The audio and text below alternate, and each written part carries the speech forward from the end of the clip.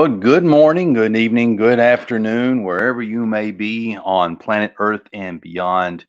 I am your your something another host, CB Smallwood, here with you on this Saturday. Now it depends where you're at. Who knows? Somewhere in the world it could be some Sunday. Somewhere in the world it still could be Friday. It's interesting how that works out. It doesn't matter.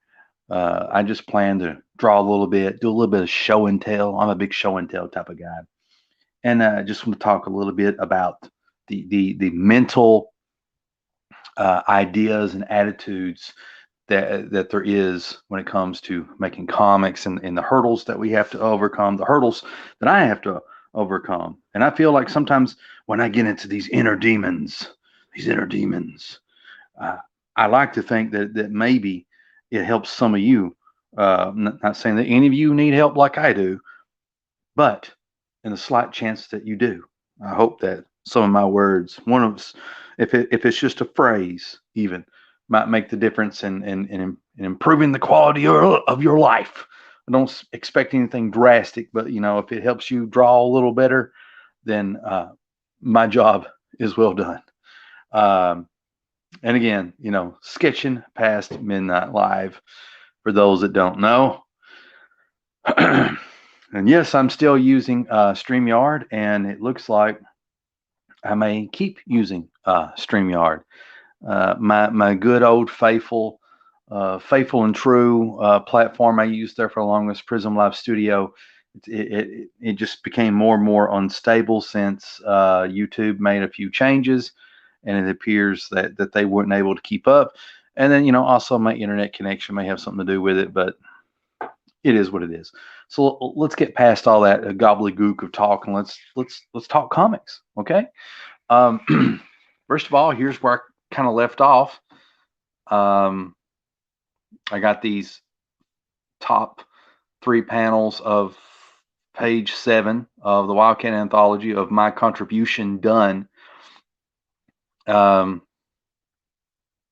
I think it looks pretty killer. I think I'm going to, a lot of the stuff I got shaded here, I'm going to leave it unshaded because, this is snow. But I needed something to give things kind of contrast. So I needed to put something in there to make things feel a little bit more full. Anyway, the lettering isn't quite Walter Simonson Thorish, a lot of that awesome lettering from back in the day. But I do feel that it achieves the goal of what I was going for, and then, the rest of the stuff I got to work on is this. Okay. Man, that's a big dent. I'm not easy on my comic pages. I'm torturous. I'm actually extremely gentle to comics, but when it comes to my own projects, it's a different story. It's a weird thing, very weird. You wouldn't think that. And of course, I've got my handy dandy tested, faithful and true piece of paper here that I just kind of got my dabbles of inks. Okay, let me show you a little bit of some things that I've been tinkering with. I've been studying cross hatching a little bit. Come on, camera, don't cause me grief. I've been studying cross hatching a little bit, and working on anatomy and that sort of thing, shading, cross hatching. This one's straight up from reference. This is a Del Keon arm. His looks probably about 5% better. And I know I sound like I got the big head saying that his is just 5% better, but like it's pretty close. One of the biggest areas that I had problems with is the cross hatching right here. It never would come out right. And then what I tried to do is on my own, without really looking at this, tried to emulate that on my own. Not too bad of a job, but one of the biggest problems that I found is the bicep. My bicep that I drew here was kind of, I feel like it's protruding out a little bit, while this one appears stretched. It's more fluid with the arm, and there's a reason for that. Like when you when you flex your arm, this is going to get smaller but bigger this way. When your arm is more lengthened, this muscle will lengthen as well. And so that's something I need to keep in mind when I draw, that type of muscle. And down here, I was, let's see, was that a Dale Keon study? I can't remember. It may have been, or it might have been a statue I saw online, like on Pinterest or something. But I really like the punching muscle. I can't remember what it's called. It might be the tricep or something, but I like that. Liam Sharp, Simon Beasley. Is that how you pronounce his name? They do that. And so I'm trying to study more of that and figure out how to incorporate Sam Keith. I really like that jaw jacking muscle. See, this is actually a grappling muscle because you're pulling with this a lot. This helps exert the arm outward to push away or to actually use in a strike. Get a little bit of martial arty with you. So I've been studying. I've been trying to learn, get better. And what time I've been doing that? I've been sketching a little bit. Always sketching. And so here,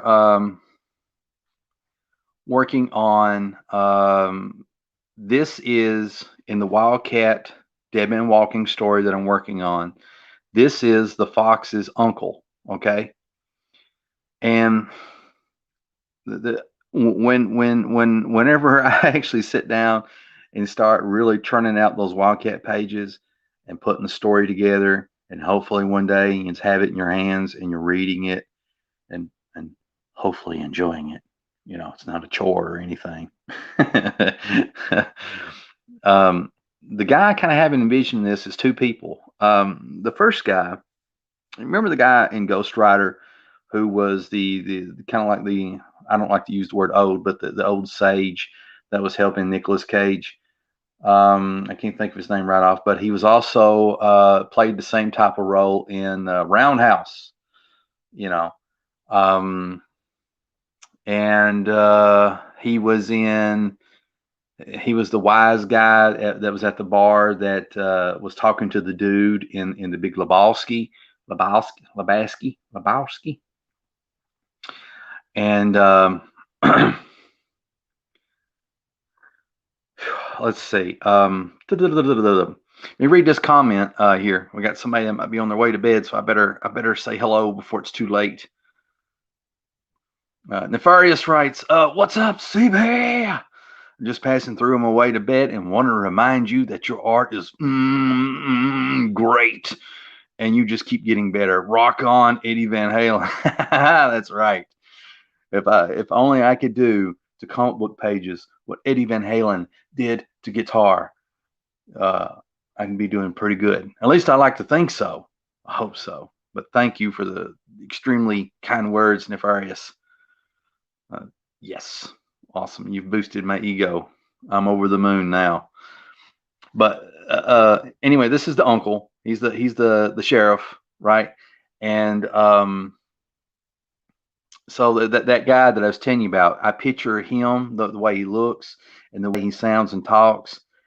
There was a movie where this little girl, she's being raised by her uncle, and I kind of think I keep that in back of my mind. I can't remember what this was called, and basically there's these reindeer, and they happen to catch one during a snowstorm one night, and this little girl's secretly keeping him in the barn, and her uncle doesn't feel like he can take care of her, and he's kind of wanting to give her away, because he's very harsh and he feels like she needs a woman's influence, but she wants to be with him, And long story short, turns out maybe that reindeer is one of Santa's reindeer, because he kind of disappears and there's like, some magic going on, but you never really see it, it's implied.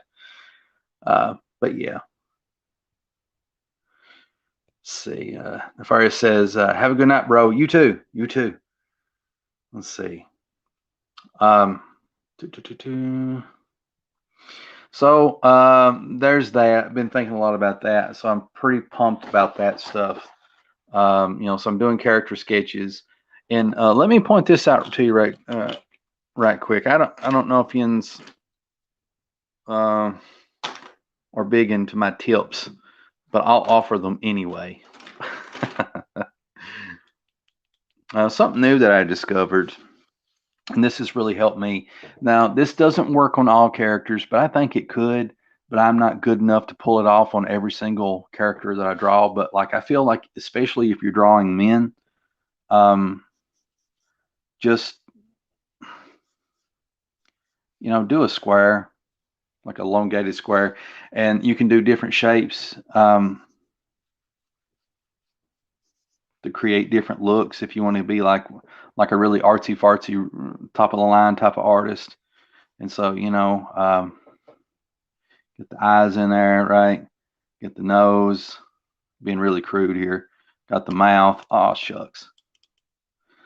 And and the cool thing about this, it really helps you to measure because I can see with my eyes the distance between everything, and get my cheekbones and stuff. Ah shucks. And see, I can done see the measurement here. So I'll adjust a little bit. And it makes things turn out really good, in my opinion. And then all I have to do is I'll cut this corner off, I'll cut that corner off, and then I feel like the head kind of comes together in a very more mathematical way. It just looks better, and all that from starting from a square. Uh, let's see if I can do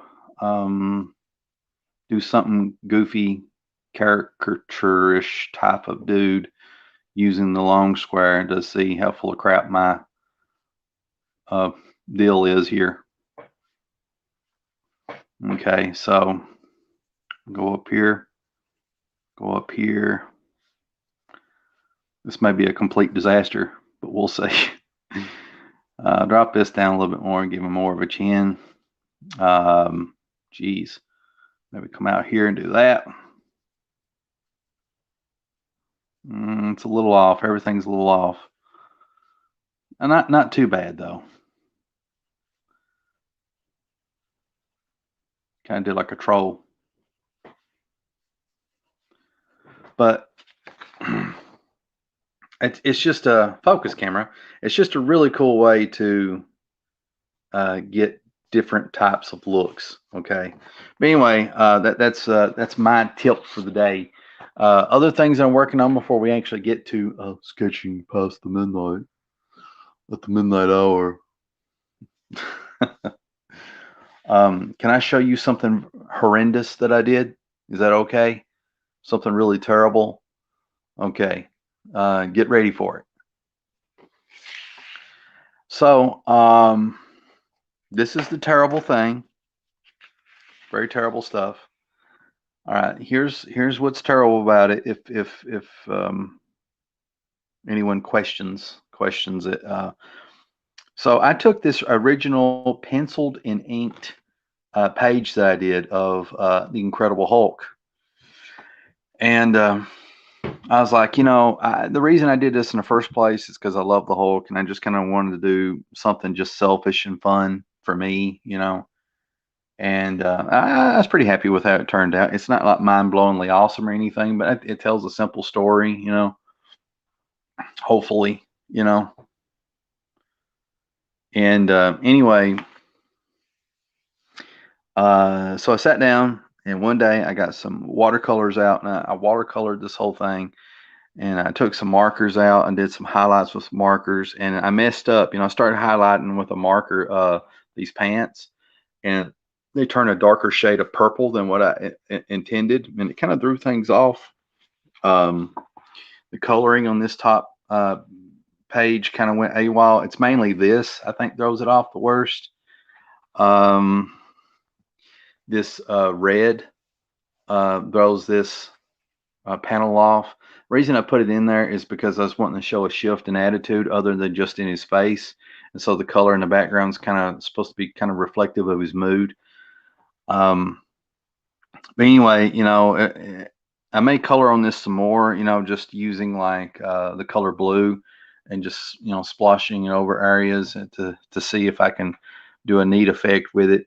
But anyway, what I was thinking about doing with this is like maybe doing a giveaway in the future, like one of those type of things where if someone, shares the link and signs up to my mailing list, sign up today, then they would be uh, eligible to be one of the potential people that would win this. And even if those that do sign up don't win it, I mean somebody would, but for those that don't, they won't be losing out because they still be getting free comics in the future because I got a couple of free books that I'm working on that I haven't got out there yet. And bear with me one second. I got a little worried because I thought, well, if I share this, then people are going to think that I'm just terrible at watercolors. I would like to say that I'm 20% better than what you're seeing here. So bear with me. So but before I started coloring Monster Patrol, I had printed out photocopy paper, roughly comic book size, sort of. The Monster Patrol here, and this is all watercolor. I got a little too happy with the watercolor. Watercolors is an uncontrollable beast, and so if you don't watch it, it kind of goes off and it goes rogue and it does its own thing. And so I had three copies of this made of just the black and white art. So I went to go do it again, and oh man, it was turning out really good. Except for this time, I mostly did it in marker, with a few exceptions. And so here's how this turned out. Let's start out here first. I think it was turning out pretty good. I opted for more solid colors where I felt like the shiny spots I felt like didn't turn out too well. But then something happened. As I was working on this, I left it on my computer desk one day, and my 3-year-old, a couple of months away from being 4-year-old, decided that he wanted to color like Daddy too.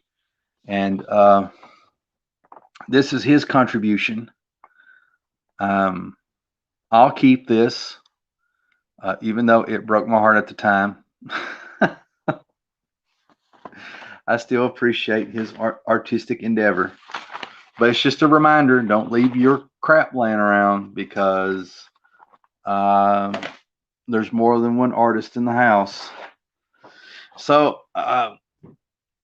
let's see. I guess one last thing to show you before we actually get to drawing tonight. Drawing is yeah. So I was doing a superhero-ish type costume for Wildcat.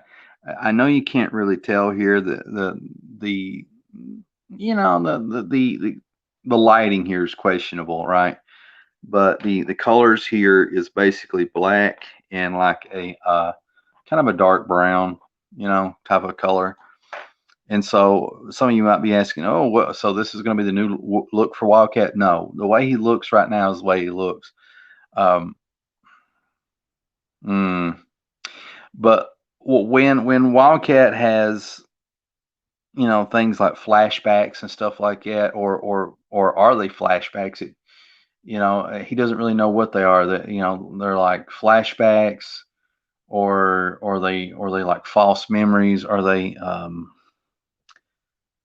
Are they like some weird trip that he's on? You know, he's like his mind's playing tricks on him. It's one of those type of deals. Anyway, in these weird living nightmares that sometimes happens to him, uh, he sees this version of himself, and he's a death agent who's sent in to do only one thing, to bring death.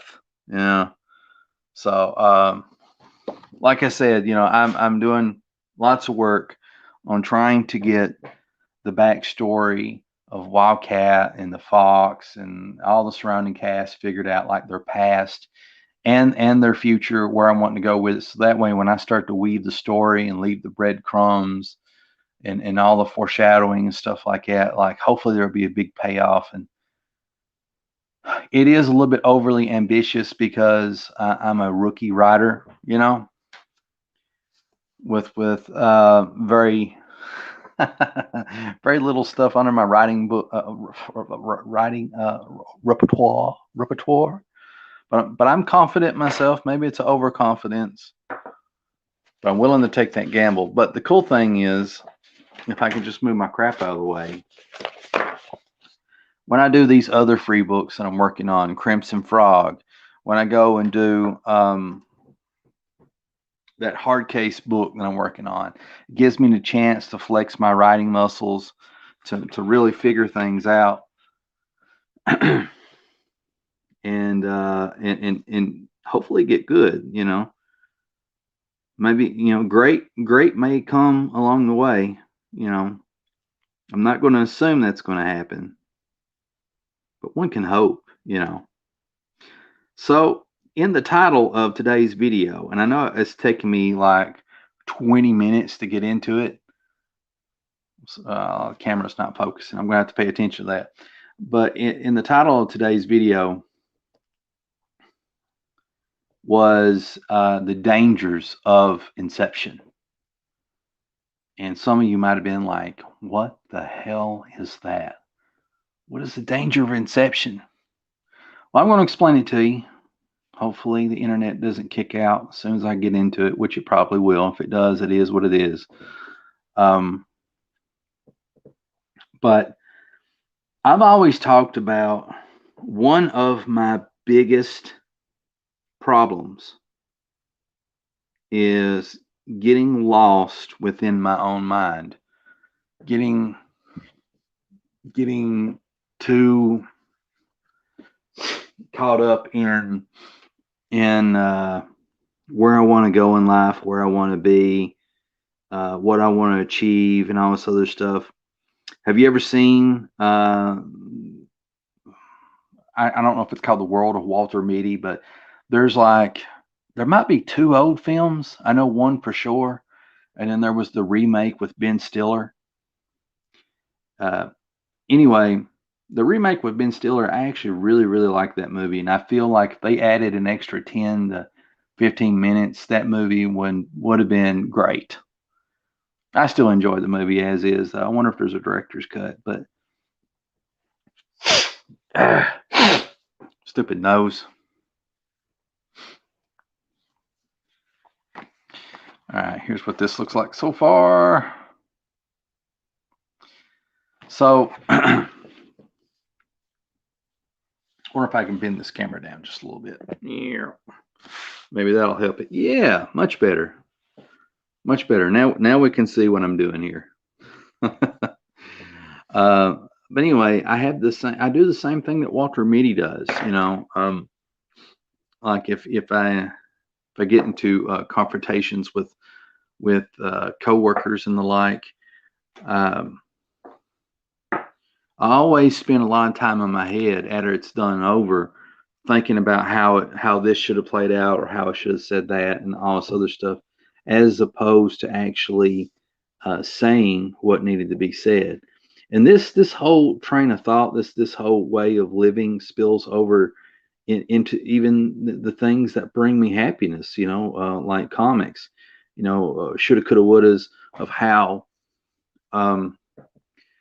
You know, I would like my comic career to go. And the problem with that is, you get to where you're daydreaming like, oh, one day maybe I can be like some big wig at Image Comics, And Robert Kirkman beat me to the punch. He did the exact same thing that I wanted to do. It's crazy, but he deserves it. Uh, I would like to do this thing and that thing. Be buddies with this comic book creator or that comic book creator. What have you. And what ends up happening over time is you spend all this time in your head thinking about these things, daydreaming about these things, but you're not actually doing anything in reality to make these things come true. And that has always been an Achilles heel for me. I'm a really good at thinking. I can think like it's no one's business. I can really foresee things, before they happen, because if you sit and study something long enough, you can see where it's eventually going to go. Anyone can do that, but most people don't because they got lives to live, and they choose to stay focused purely on in the real, which is admirable. Um, and so that is the danger of getting lost within your mind, is you're wasting time in the real world. You're wasting time in your life. Daydreaming is wonderful. It's a great placebo. It's wonderful to get you from one day to the next. But the trouble is, you spend enough time doing that, and pretty soon, um, you've wasted most of the time that you've got on this planet, and you've not accomplished anything.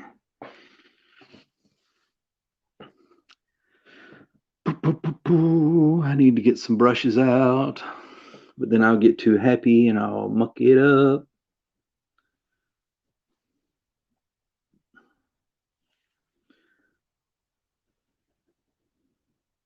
So in the past, my gosh, I don't know. Past, how long has it been? I want to say about mm, how long? How long? Past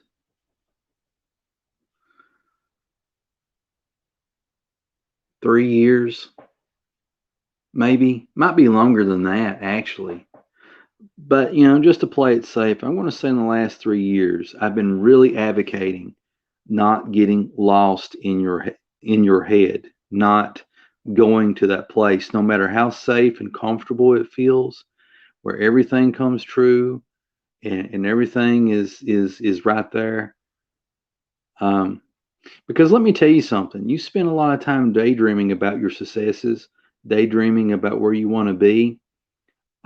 There's a weird thing that actually happens, and I can't put it into words, but what ends up happening is not only do you waste time, but you start to create a false sense of ability. And what I mean by that is, you daydream that you have the same artistic abilities as like a Jim Lee or something, right? And you don't have that body of work to back it up, even though you have that confidence that you can do that. And it's like the best way to shake that is like, okay, sit down and draw a comic book that is Jim Lee quality. And then when you start to come up short very, very early on, it's very humbling. And it's a good way to shake you back to reality. Now, let's see. The Lion's Den writes, "You live, my guy. You live as well." uh, but let me sip my water. So where was I? Shoot, I was on the cusp of a really great train of thought. But have you guys and gals seen the movie Inception? Well, if you haven't, you really need to watch it. It's one of Christopher Nolan's masterpieces. It's a movie that has been kind of parodied a lot. Not as much as The Matrix, but a little bit. And anyway, in that movie, basically a team of mind mercenaries. Just picture mercenaries, people that are paid to do a job that is may come at the cost of someone's life, hypothetically.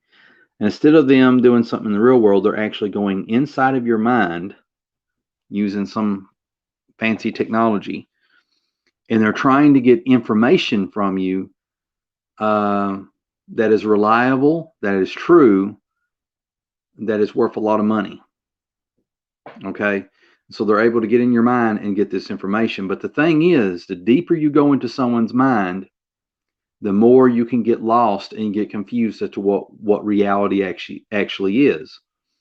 And so let's say in the movie Inception, Christopher Nolan movie, everyone has their own little trinket that they take with them into that person's mind, and that trinket is to remind those mind mercenaries that they're in a dream world and that they need to wake up.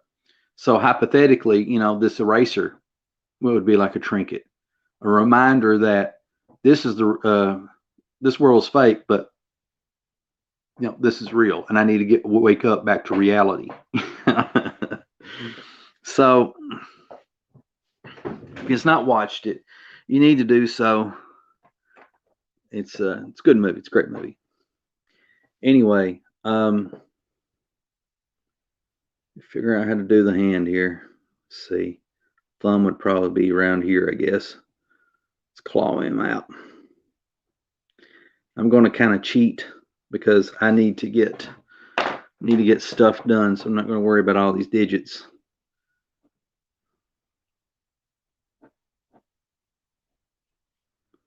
I think his hand really needs to be more expressive.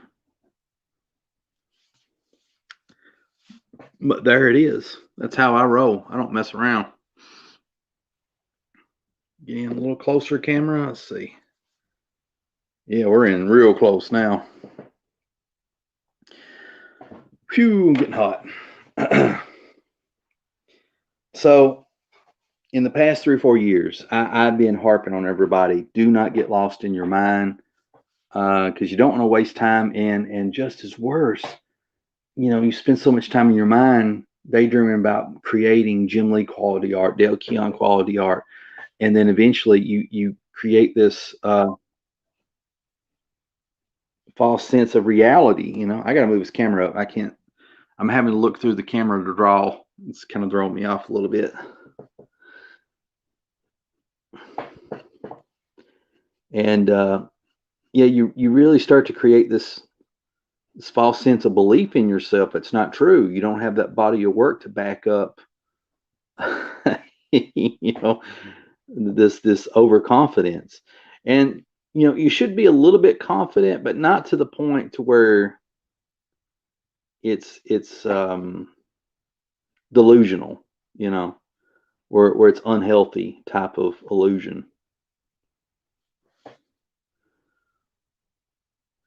And that has happened to me. That's one of the worst things. That's one of my worst traits. I feel like, as someone trying to be a comic book artist, and I've been trying to shake that since I've been aware of it for maybe over 10 years. But in the last 3 or 4, I don't know, 3 to 5 years, I'm throwing out random numbers here. I guess I'm talking out my butt. But in the last 3 to 5 years, that's something I've really been harping on to everybody. Be careful of that, be wary of that, because that can happen to you. And, if you want to be a comic artist, writer, colorist, letterer, editor, actor, bodybuilder, athlete, you need to practice doing and less daydreaming, because it's going to get you in trouble. It will every single time, you know. Let's see, I think it's rock arm here. So I'm just going to do an old school Kirby arm.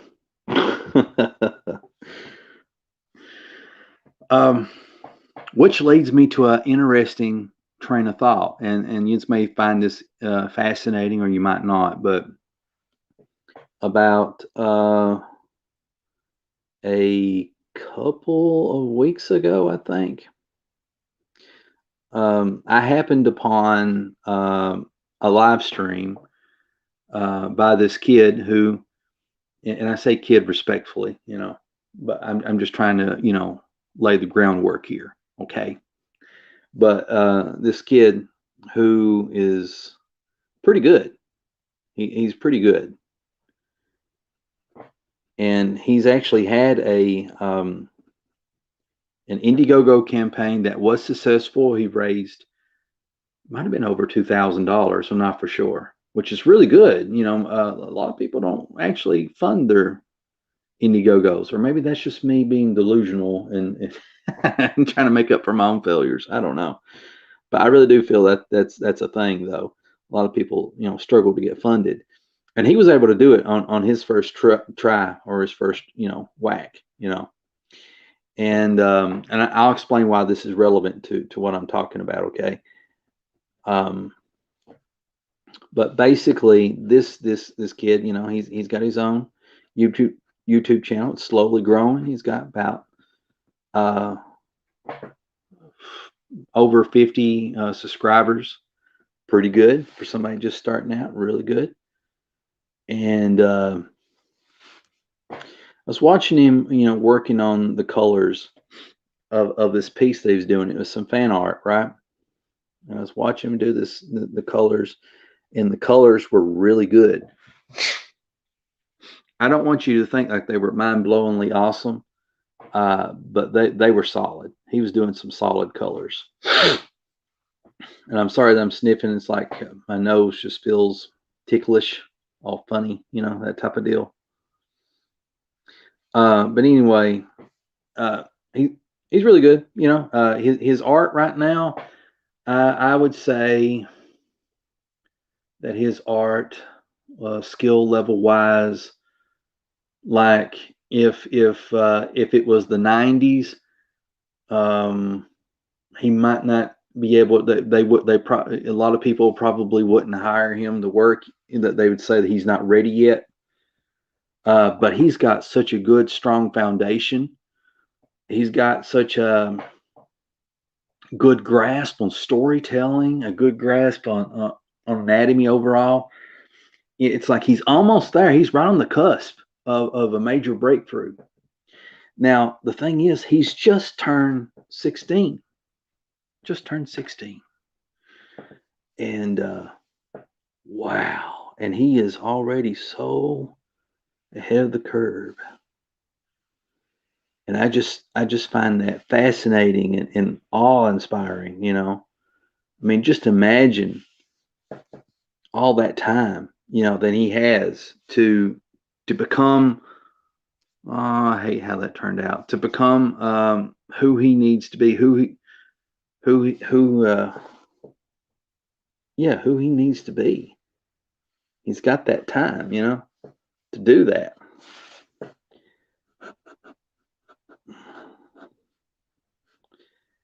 And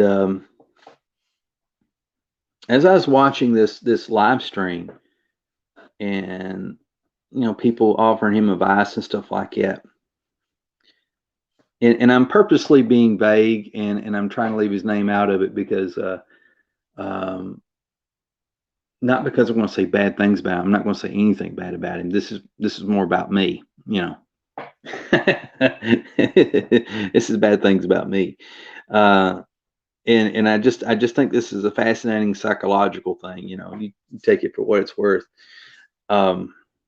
But I remember, you know, the character he was drawing was holding something that looked like it wasn't an M16 or M14 or anything. I don't know my guns, so you have to bear with me. It was, but I could tell it had the outline of a realistic gun, but it was missing all the details.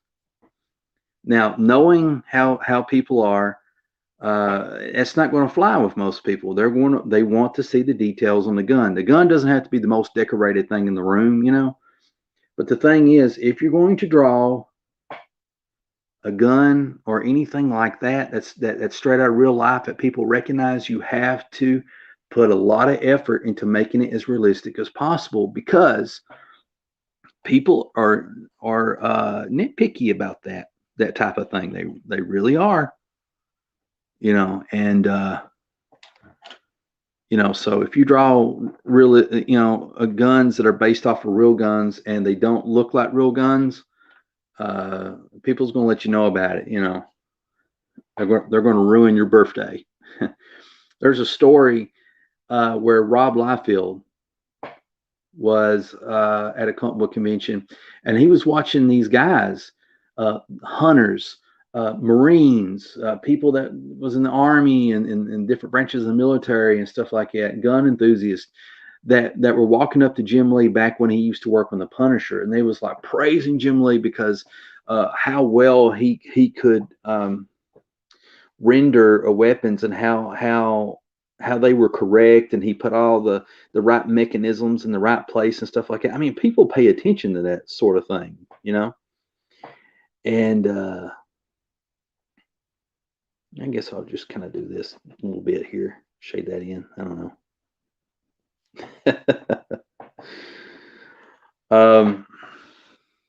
But yeah, people pay attention to that sort of thing.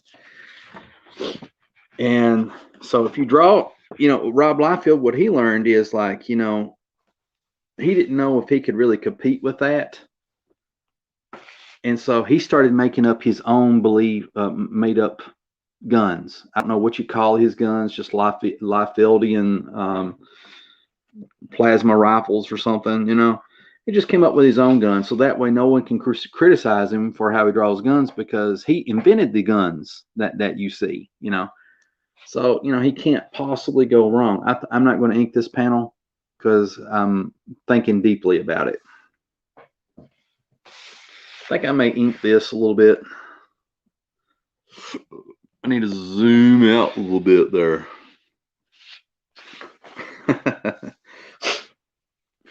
So anyway, let me check the comments right quick.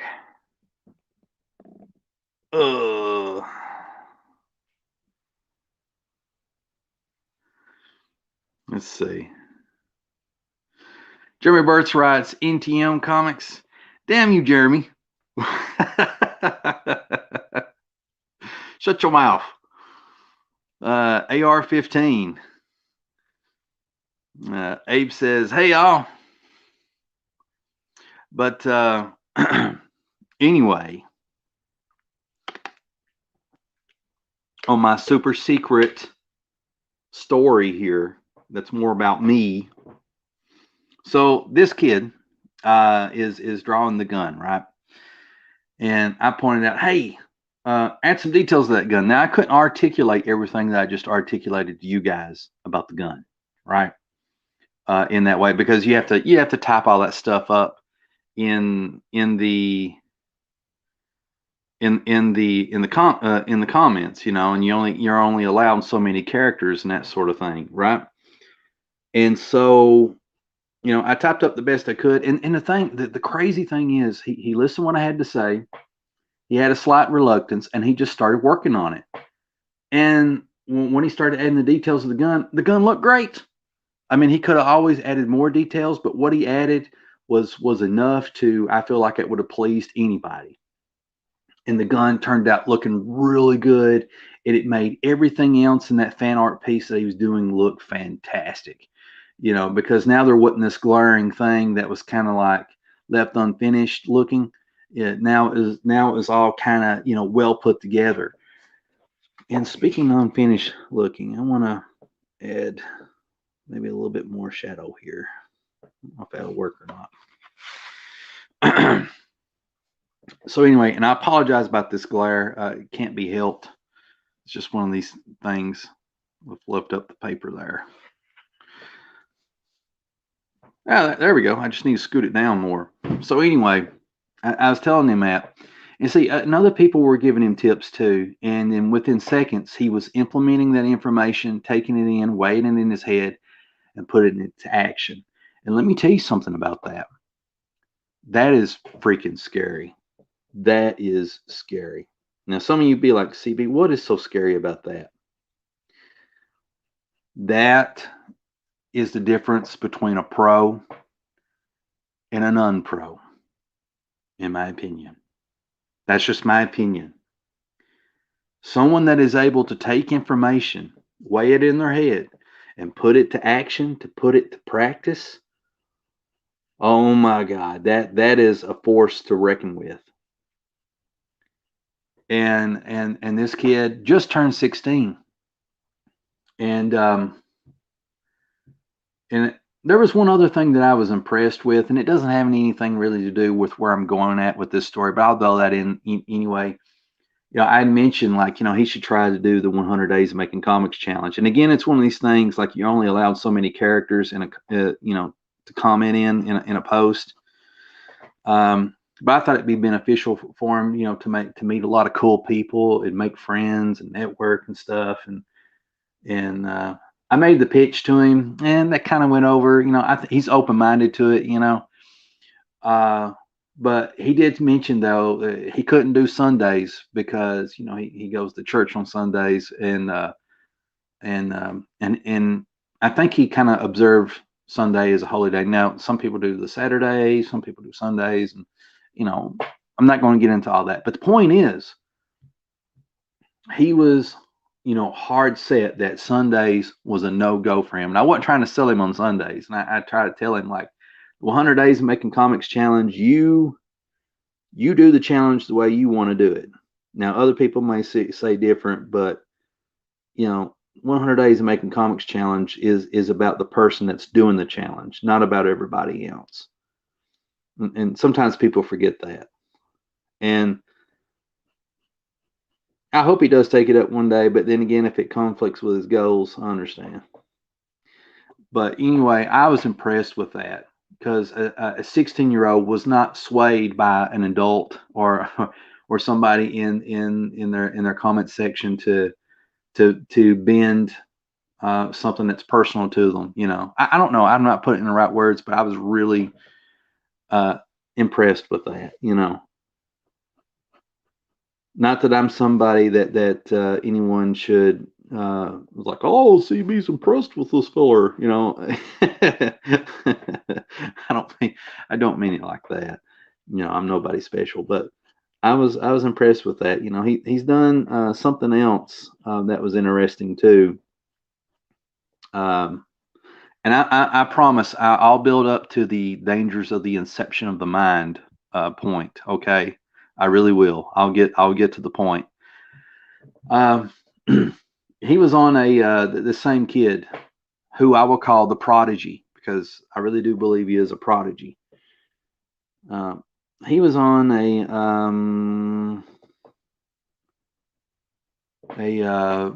a podcast, but he was on another live stream, and I caught the tail end of it. I'm sure everyone gave him fantastic advice and all this other stuff. But by the time I caught the tail end of it, there's a couple of people that was trying to tell this kid. I don't mean to say kid as dismissive. I'm just going to say prodigy. I'm trying to tell this prodigy that, in order to be successful and stuff like that, he doesn't need to have a plan B. He needs to throw everything to that basket.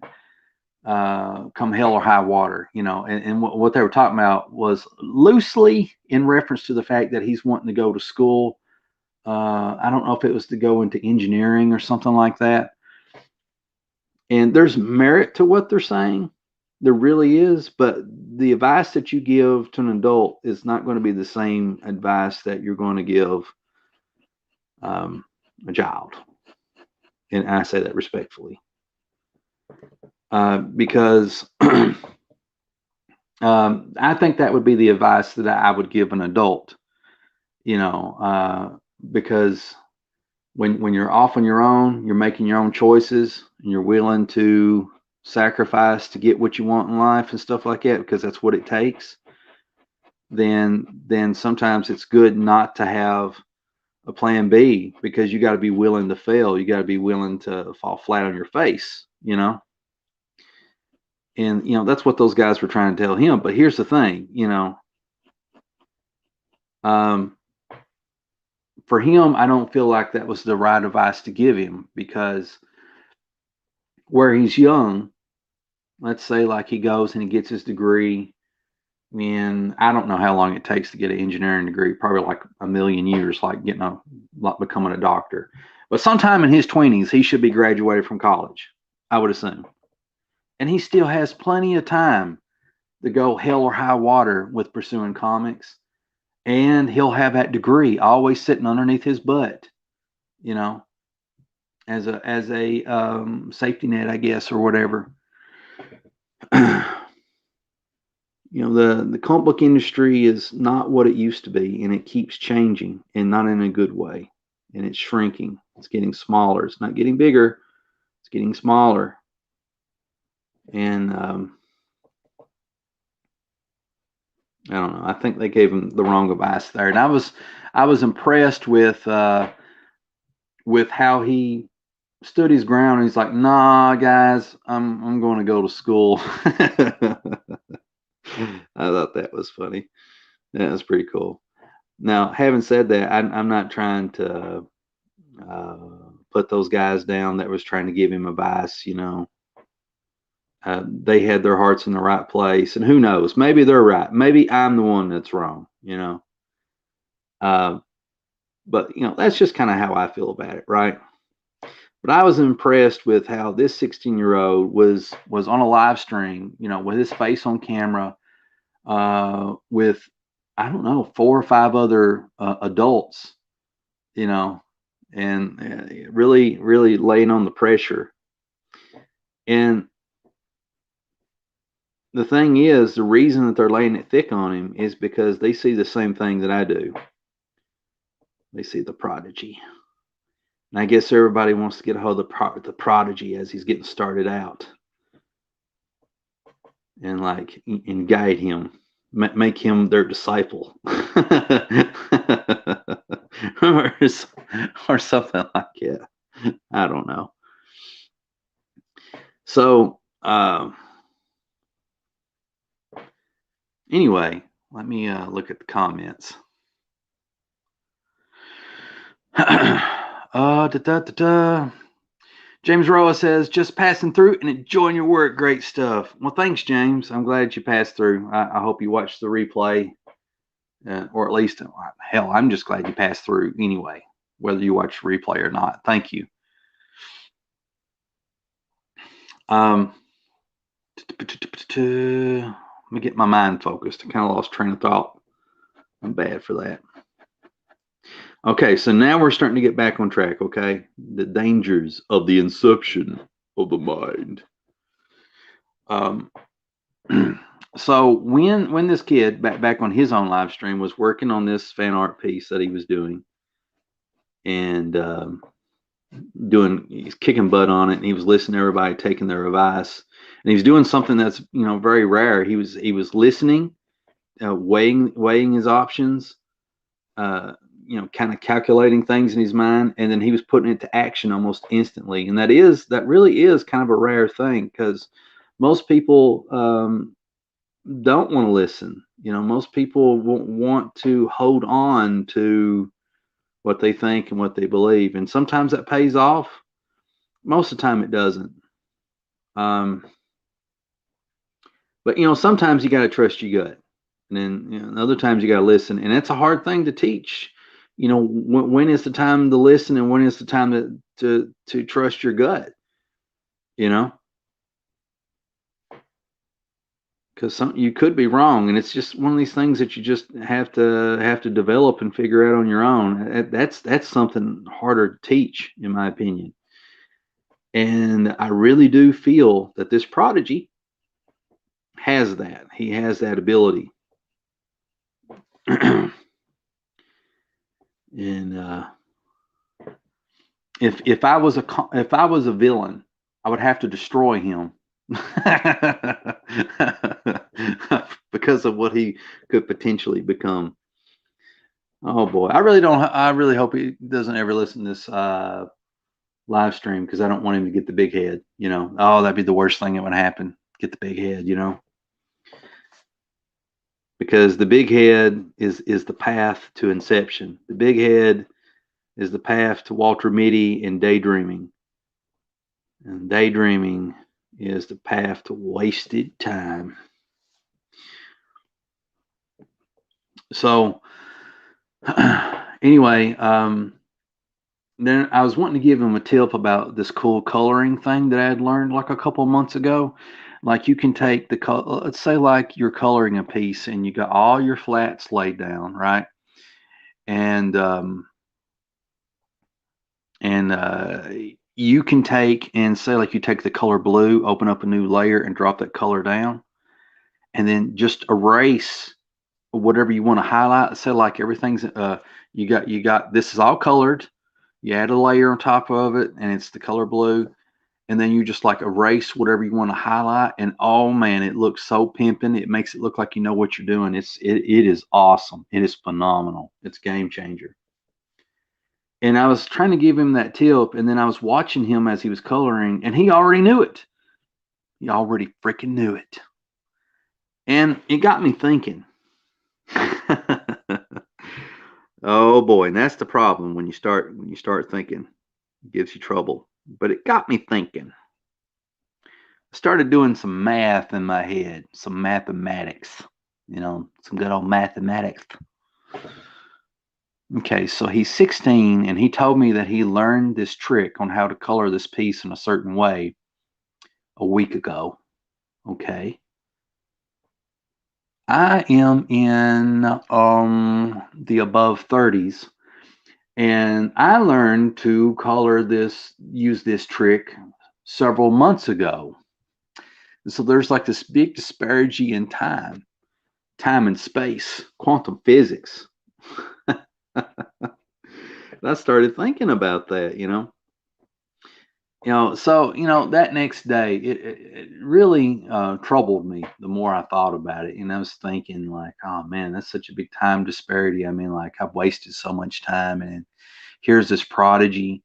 And then within anywhere from a year and a half to 2 years, if he keeps doing everything that he's doing right now, he is going to be a beast. He's going to be a monster. I really, really do believe that. I'm not going to say Jim Lee quality, Dale Keown quality, but man, he's going to get close. He's going to get close. He's going to get really good. If he keeps doing everything he's doing right now for the next year and a half, mark my words, he's going to get really, really good. And so it kind of bummed me out because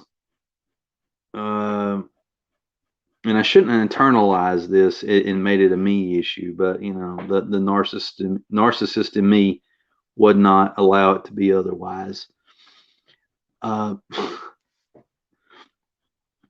but I was like, I wasted so much time, man.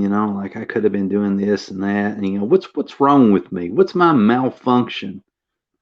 Why wasn't I doing this at 16 and yada yada yada yada? So you kind of close in so you can kind of see the details. I remember when I was in my I think I was like 20. I don't know if it was 20 or 22 or something like that. I can't remember. And I remember reading an interview where J. Scott Campbell, this is back in the 90s, late 90s, I think. J. Scott Campbell got hired by Wildstorm Studios, and he was 17. He was 17. And I remember that feeling I had. It made me feel like such a failure. It's like, well, why am I not drawing comics now? What is wrong with me? And I remember the creator of Creed, Trent Kanuga, reading an interview in Wizard where he created that comic book at 15 or something. And I was like, And it brought back all those old feelings. It caused them all to come back, in a strange and vain way. And so it really disturbed me, and I was thinking about that, kind of mulling it over, if you will. And I'm really happy for him. And I think it's fantastic the journey he's going on. And anytime he would want any help from me, I'd be willing to give it, you know. Uh, but like, I don't know, I was really hung up on it, and I was trying to, you know what? I forgot something here. I need to draw that in before I forget. Gotta have that triangle thing on his chin. But I don't know, man. It's hard to put into words. I think I've done a good job so far, or at least I assume I have. But I just internalized it, and I was just thinking about all the wasted time and all this other stuff, and he just learned that thing last week, and I learned it like several months ago. But the age differences at the time periods in our life when we learn these things, um, and just this feeling of always coming up short, and it brought up these feelings of when is my time. Like I turned into Raven in WCW. If you never saw Raven in WCW, you missed a treat. What about me? What about Raven? But just take that out and be like, what about CB? What about CB? So anyway, and then let me tell you what happened. Just like in Inception, where you got to have that trinket that brings you back to reality. I realized that I was in Inception in that moment. I was fucking daydreaming. I was lost in my mind. I was lost in my freaking mind, and I swore that I'd never do that again when it comes to trying to pursue comics or anything important in life. I did the very thing that I've been telling people not to do for the past 3 or 4 or 5 million years. I've been around that long, been riding on the backs of brontosauruses, flying on the wings of not of eagles, but pterodactyls. I've been grabbing the horns of the mighty Triceratops, lashing it with a leather leash, and fighting the mighty Tyrannosaurus Rex over the riverbanks of the prehistoric Wichita. Telling people, warning them, don't get lost in your mind too much because it's a dangerous place. And here I did it. I realized I was in Inception because I had spent I think it was like 2 days, maybe 3 days, just mulling this over in my head. And guess what I wasn't doing? Guess what I was not doing? Wasn't doing this. I wasn't doing this. I mean, I think I did do some doodles and a little this and that, but I wasn't doing any serious work on it. You know what I mean? And so that's what I mean about the dangers of the inception of mind. It lures you in because you're so familiar with it and you've done it for so long. And I need to get my brushes handy so I can do the next stage of the work here.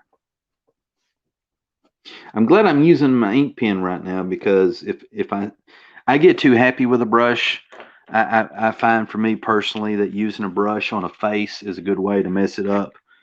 And always, if you're like me and you suck at inking, please use an ink pen for the face and just use a brush for everything else. You're welcome. I think that's good advice.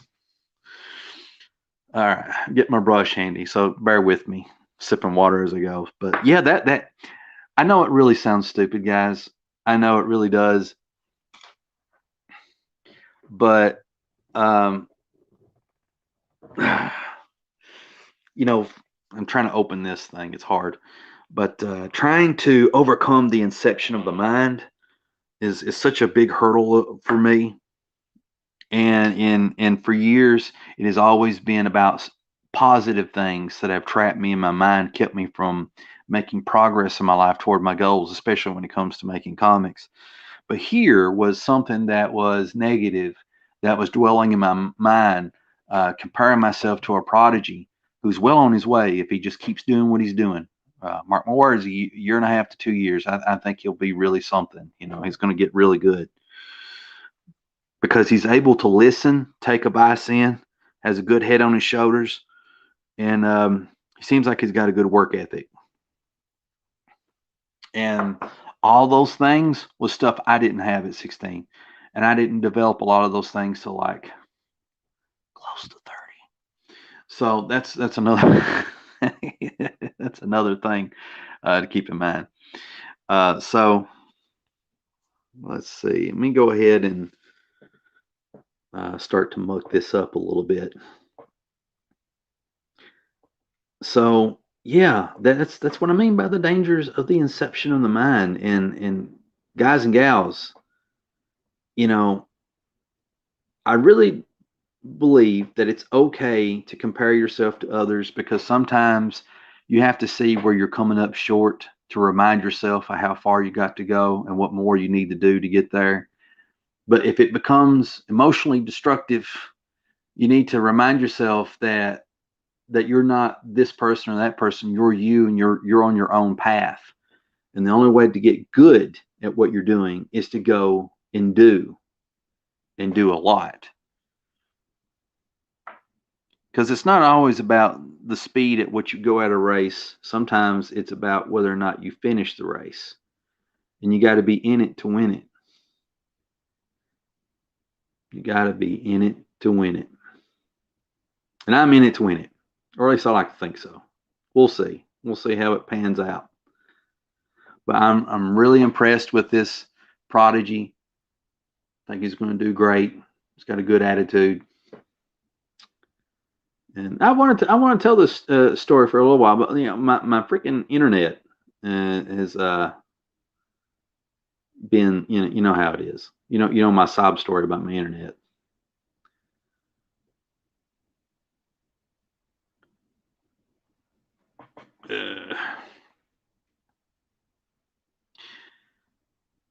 Let's see.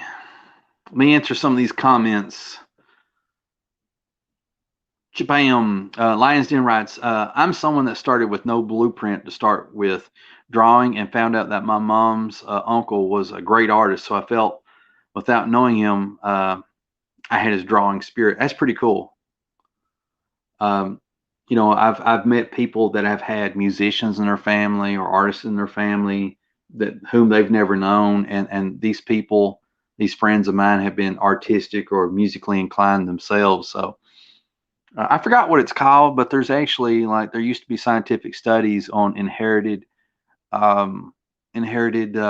traits from your parents. Like, for example, if your dad was a blacksmith, you'd be more likely to be good at blacksmithing, by pure intuition or something like that. But scientists, I don't know when they started moving away from this. I don't know when the theory was out. It's been a long time that they moved away from it. I mean, like decades upon decades upon decades. They trashed. They threw away the theory of inherited knowledge through genetics.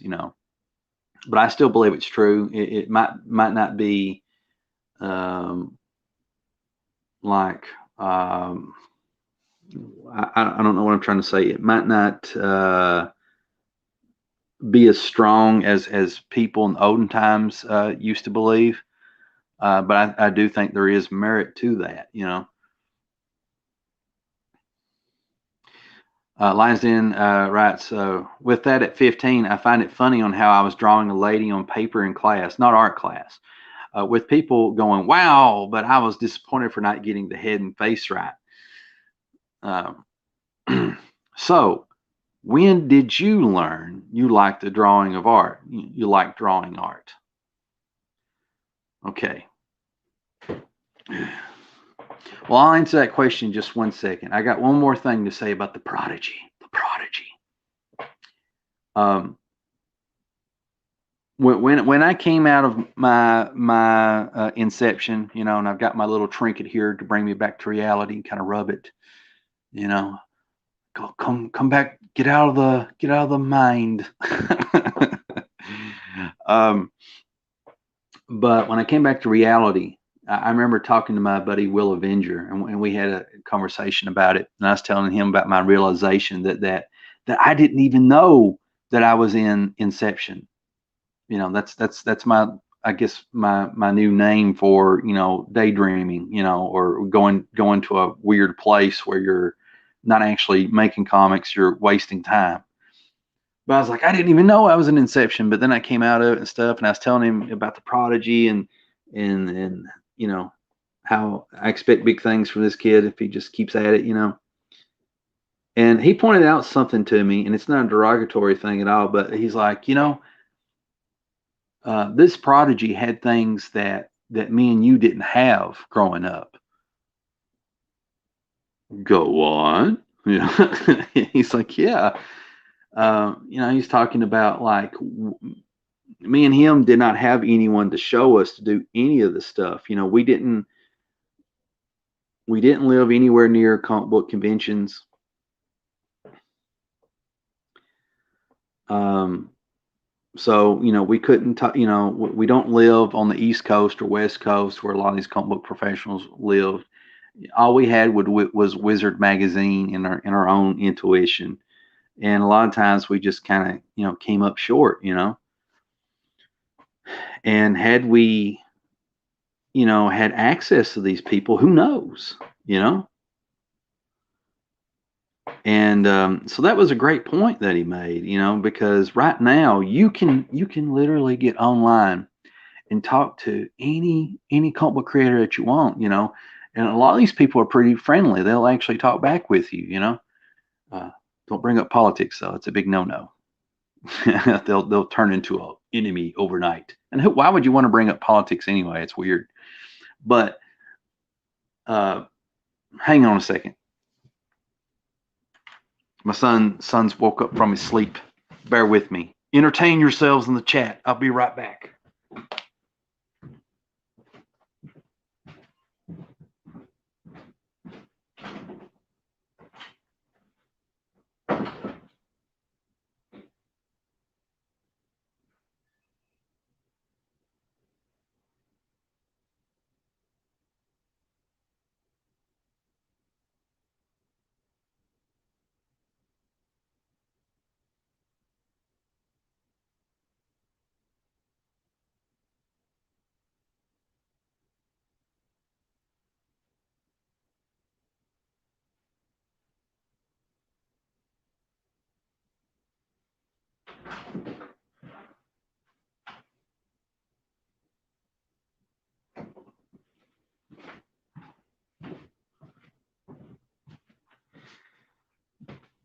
Ah, my son's hollering for me. He wants me to come to bed. I might be able to get away for 10 more minutes. We'll see. So anyway, but yeah, me and Will Avenger, when we grew up, we didn't have access. Hell, we didn't even get internet till like I didn't get internet till maybe after high school. I think after high school, yeah. Because you know we were born in the '80s, and where we lived at, the internet didn't take off till the late '90s. But anyway, move this up here. I don't know if you've been able to see what I've been inking at all, but so we, you know, based on where we live and where technology was at, you know, that was a good point that he made, you know. And but it's also a wonderful thing today that we all have potential access to all our favorite creators, and we can ask them questions. We can ask the editors, you know, well, what do we need to do in order to get hired, and go to take it even a step further, um, about how wonderful technology can be today when it's not used for nefarious reasons. You know, you can. you can watch videos on how to make comics, how to color, how to ink, which is something I need to do, need to learn. It's just some weird shading I've done on his face. Why did I do this stuff? I don't know. Maybe I should just erase this and just shade this part of the face. I don't know. I'm questioning myself now. I think I'm going to stop inking. I'm going to stop inking because I really need to think about this before I muck it up, because I don't want to, because it's a cool looking face. I don't want to mess it up. It's not like the best face of all time, but where I got the shading here, I feel like it kind of conflicts a little bit, and I'm trying to figure out, what kind of light source would make that. And I really don't care where the light source is coming from, as long as it looks cool. But part of something looking cool is partly it looking right as well. So as long as it looks believable, and I think the shading on here does not look believable enough. I don't know. I'm just thinking out loud. Confession time. Speaking of my son, he's got like a sock as missing a mate, and his mama don't know this. I'm a bad daddy. So let's see here. Da-da-da. So when did you learn you like drawing, like the art of drawing? You like drawing art. Well, let's see. Um, I think I've always enjoyed it, but I believe in third grade is when I started taking it seriously. Not as seriously as I do now. Oh boy, how different things would have been. But in third grade, um, I was creating my own characters. I had Knight Rider, which was like kind of like a mix between Ghost Rider and Sam Raimi's The Evil Dead. Because mine had a chainsaw hand, which really was probably from Ghost Rider 2099. Is probably where I got that from. I don't know. And then I had several other characters that I created during this time. Wildcat eventually being one of them. Wildcat used to have chains that would spit out his arms. Who knows? I might bring that back. But sorry, I'm being quiet. I'm trying to find something as I'm talking. But I remember in third grade that there was these group of guys, boys, whatever. They were sitting around one of these round tables, and this is back in the 90s when Batman had his back broken, and there was a new Batman that took over. It was Azrael, and they had like a 500th issue or something like that, and it's just really cool costume, and Batman had these claw fingers, and it's probably like a Kelly Jones looking cover, one of those type deals. Um, Man, I got papers all over the freaking place. I'm trying to look for something. I'm just going to ink something else. Because sometimes when I'm working on stuff, if I'm on camera, if it's something really important, I need time to really think it and mull it over and look at reference to make sure I ain't messing up. That's kind of what I do. All right.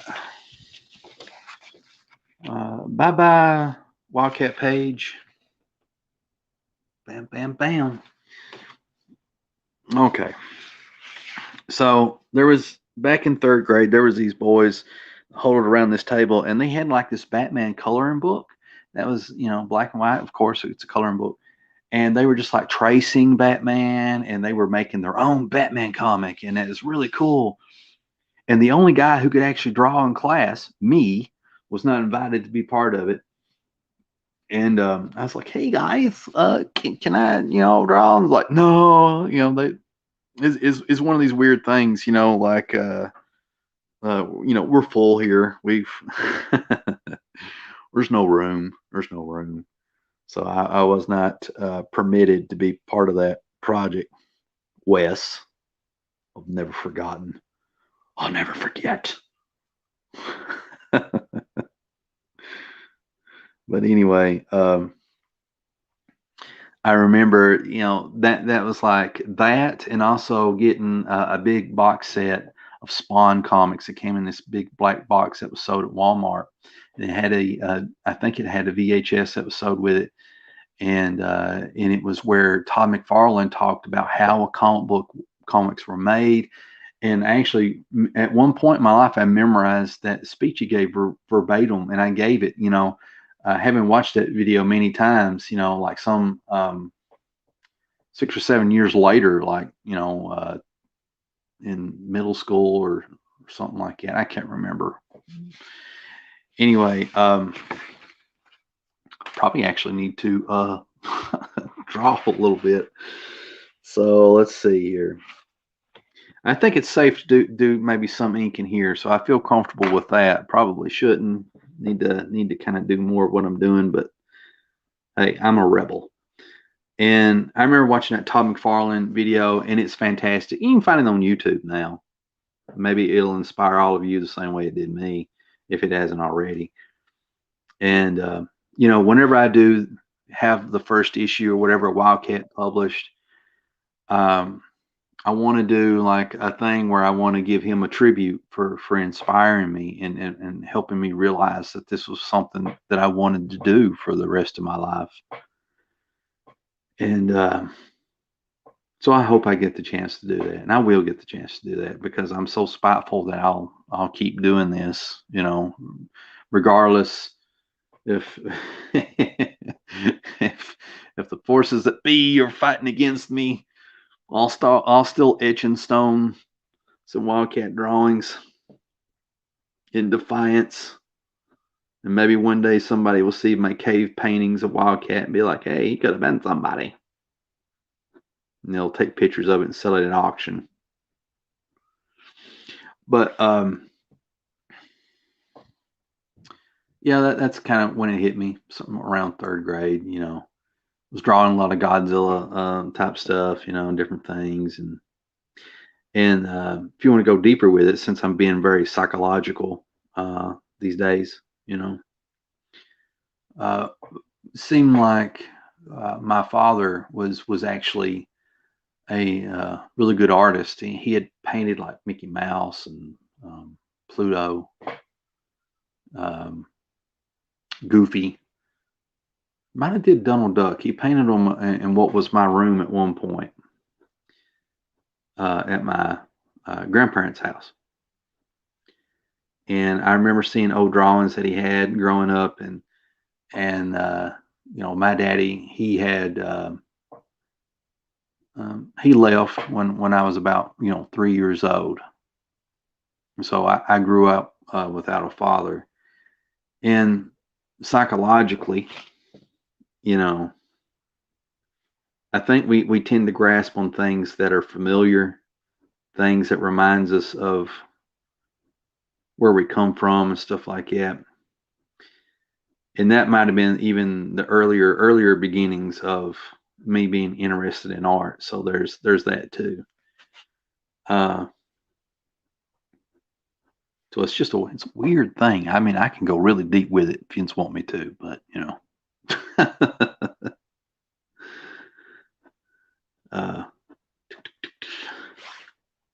that's not a bad looking bush. At least I don't think so. Speaking of Bush, I need to listen to the band Bush. I made a mental note about that like a couple of days ago. Every once in a while, I get an anchoring to listen to a band or artist I haven't listened to in a while, and Bush is one of them. I really like an album that they got called "The Science of Things." It's pretty good.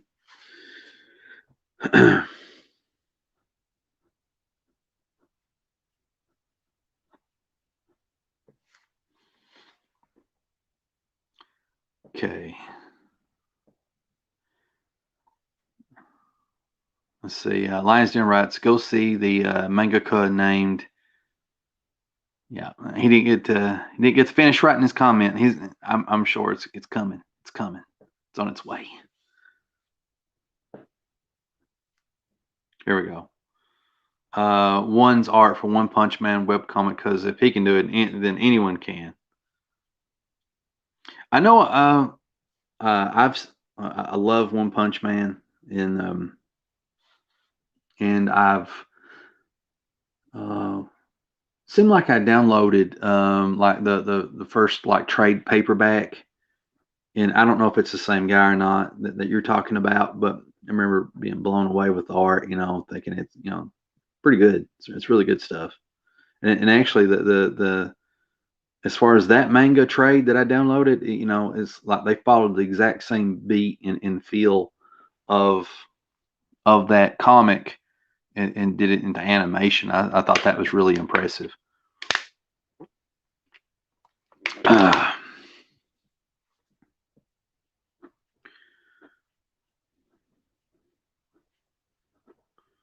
oh man. Okay, that you know what, that is some killer brush. I think that's pretty cool. I actually kind of learned to do this stuff because I saw Tony Daniel do it in the comic Damage. I recommend checking that out. And I was trying to learn to draw trees and brush, so I picked that up. Jim Lee also does this, and they do like kind of like a diamond like shape and stuff like that. And so every once in a while, including right now, I need to brush up on that and see how they do it so I can tighten it up. But I think, as long as you kind of get the overall effect, then you can get away with it. The only other thing is like shading, adding some shaded areas and stuff like that.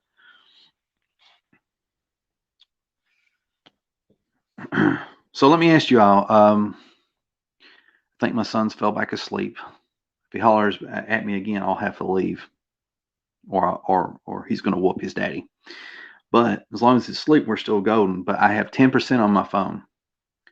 So if you just want me to keep gabbing at you just for a little while longer, you best let me know. Because I'll need to get my charger. Not charger. Yeah, charger. Yeah, charger. I'll need to get that stuff plugged up.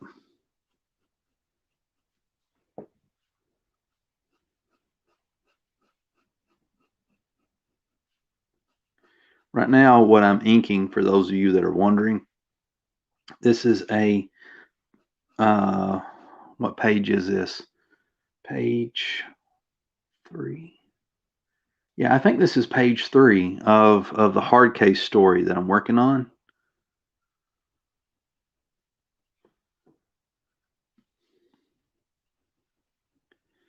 And in this story, basically, we I wanted to kind of show the person a hard case is talking to, and this is like an old Aladdin facility that houses some of the Earth's last refugees, and there's like this I guess like a cellar looking thing, with some branches thrown over top of it, and then you go down into this darkness, uh, and then I'll either redraw this panel or I'll make it look better.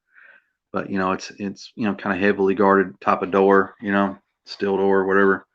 And here's all these people, and I tried to make it as massive facility as I can, and having these people be real small right here kind of points out, just how many people are actually there. You got these refugees being given food and that type of thing, and then here we've got Lila Cho doing her bit, and she's the one that's talking a hard case. Lions Den writes, that's a different guy, Yusuke Murata. I think that's how it's pronounced. Yusuke Murata. The amazing art that he did. Okay.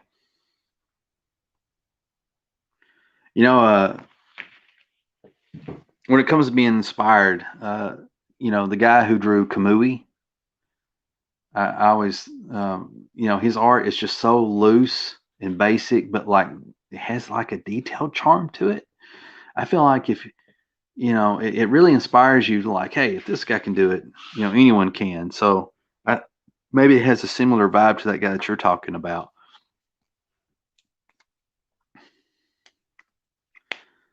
Okay. All right, hang on one second. Turn that off. This.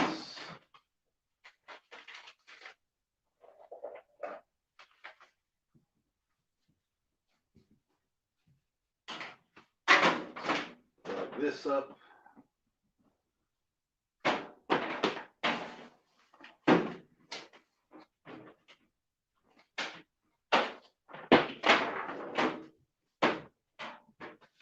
Oh man, I gotta have the charger. Gotta have that.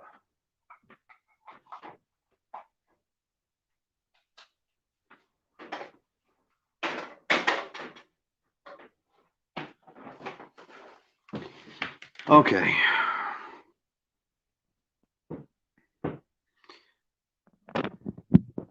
All right, got the charger in right at 6%.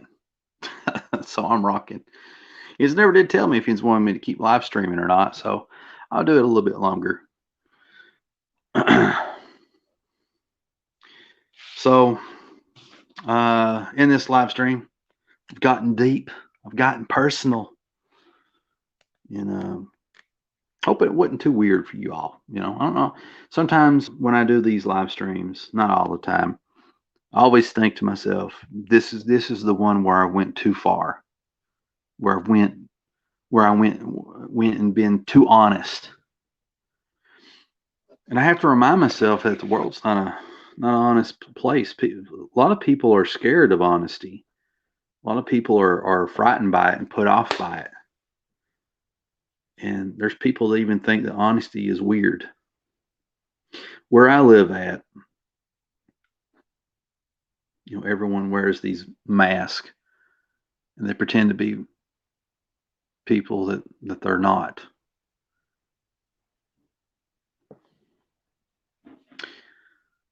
But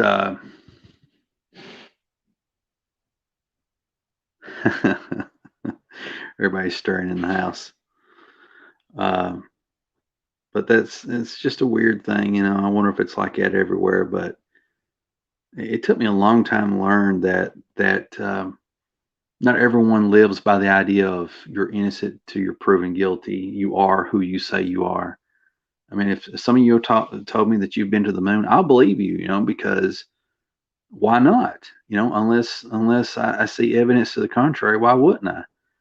But that's not how most people are when it comes to person interaction. At least around here, around where I'm from, everyone is just like, you're guilty until you're proven innocent. Everyone's really guarded, secretive, that sort of thing. And I've had to learn, these last few years that being honest with people, being real with people don't know how to take it. So whenever I do these live streams and stuff like that, I always second guess myself, like, you went too far, buddy. They're not gonna like it. But I always think this stuff is interesting, I like to think other people would think it's interesting too. So I think we're reaching the tail end of the show. And just a few parting thoughts, if I will. First of all, none of this is meant to be negative or derogatory to the prodigy, because he's going to be amazing within a year and a half to 2 years from now. You watch and see. And then not only will he be a prodigy, but I'll also be a prophet. And don't get offended. It's a joke. Also, before we part today on the show, I don't want to speak ill of anyone that's trying to give him advice. Again, I caught the tail end of their show, because I'm sure that they probably gave him a lot of stuff that was very helpful to him, But I was just merely giving my opinion and insights of what it was at the time. And most importantly, I just want to inspire all of you and encourage all of you to keep pursuing your dreams, to keep putting yourself out there. Be fearless. Don't be afraid. There's going to be people, they're not going to support what you're wanting to do and how you do it. You just got to go out there and do it. And it's not going to be an easy road. You're not, most of us, probably you included, are not going to have a road that's paved for you. You're going to have to blaze the trail yourself. But I believe in you. Keep at it. Do a little every day. Do a little every day. I don't care how little it is. A little is better than nothing. But anyway, guys and gals, that's it for this show. Much love. Until next episode, this is CB Smallwood saying, I will see you in the next video.